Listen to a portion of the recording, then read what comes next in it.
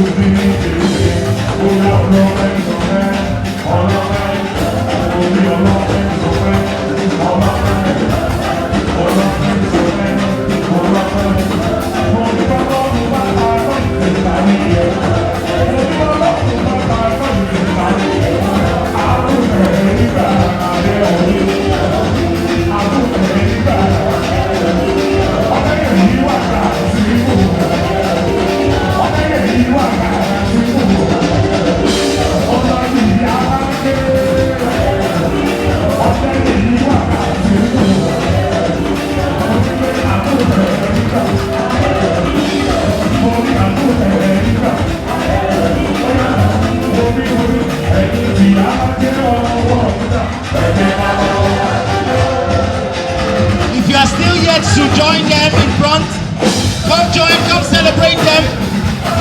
Celebrate with the couple.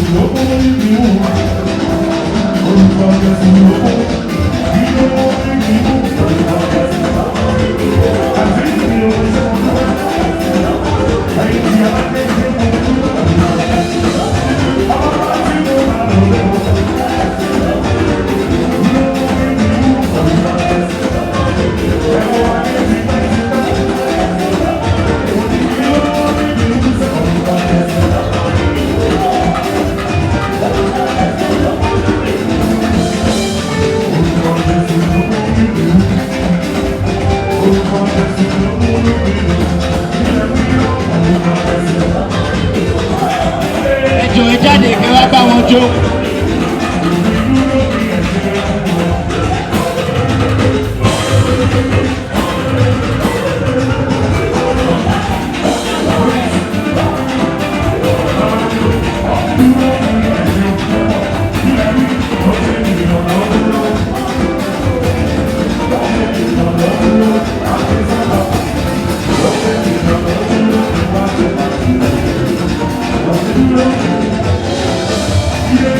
I can see more people coming from the back. Please clear the way for them. Clear the way. Clear the way for them, please. Thank you. Yayoride's family. Yayoride's family are marching forward now.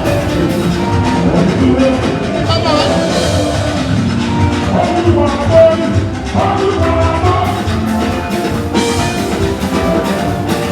Yayoride's family, headed by the groom's father, Mr. Ayoride. Yeah.